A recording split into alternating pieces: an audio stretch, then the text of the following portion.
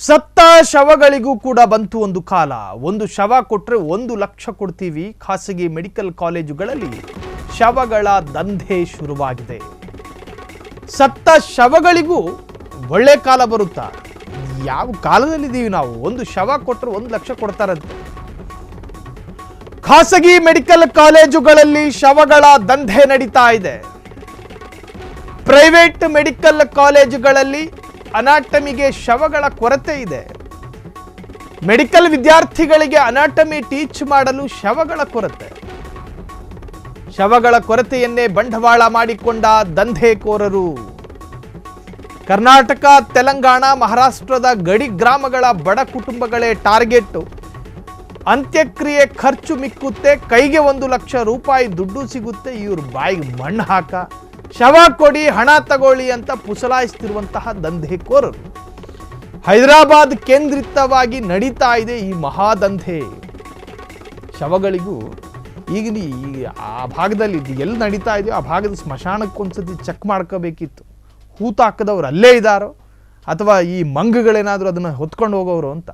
ಕಾರಣ ಹಣ ಅನ್ನೋದು ಮನುಷ್ಯನನ್ನು ಯಾವ ಮಟ್ಟಕ್ಕೆ ತಂದಿದೆ ಅಂತ ಹೇಳಿದ್ರೆ, ಒಬ್ಬ ಮನುಷ್ಯ ಉತ್ತಮನಾದರೆ ದೇವರಿಗಿಂತ ದೊಡ್ಡವನಾಗ್ತಾನಂತೆ.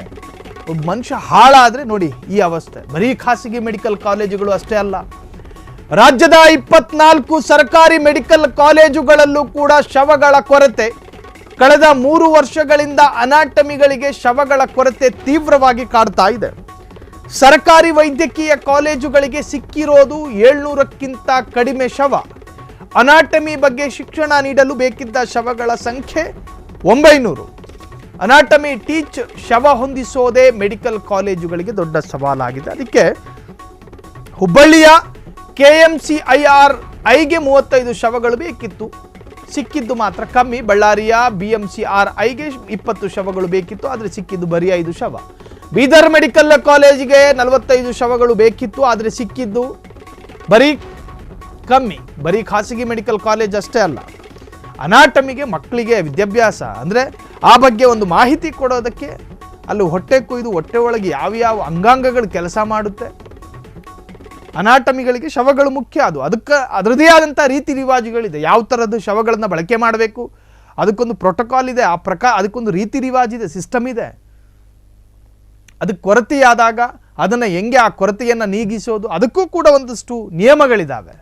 ಹಂಗಂತ ಸಾಂಪ್ರದಾಯಿಕವಾಗಿ ಅಂತ್ಯ ಸಂಸ್ಕಾರ ಮಾಡಿ ಶವವನ್ನು ಹೂಳಬಹುದಾದಂತಹ ಆ ಶವಗಳನ್ನೇ ಈಗ ದುಡ್ಡು ಕೊಟ್ಟು ಖರೀದಿ ಮಾಡೋದು ಅಂದರೆ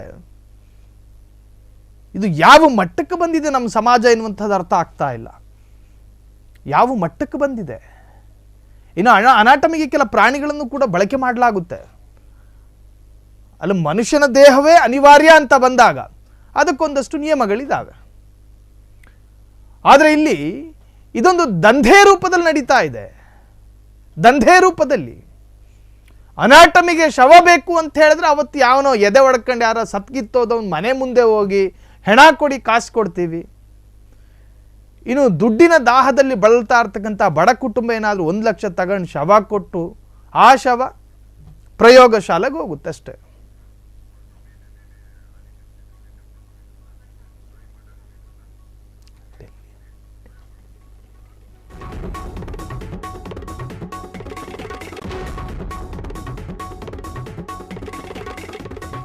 ಕ್ಷಣ ಕ್ಷಣದ ಸುದ್ದಿಗಳಿಗಾಗಿ ಫ್ರೀಡಂ ಟಿವಿ ಸಬ್ಸ್ಕ್ರೈಬ್ ಮಾಡಿ, ಲೈಕ್ ಮಾಡಿ ಹಾಗೂ ಫಾಲೋ ಮಾಡಿ.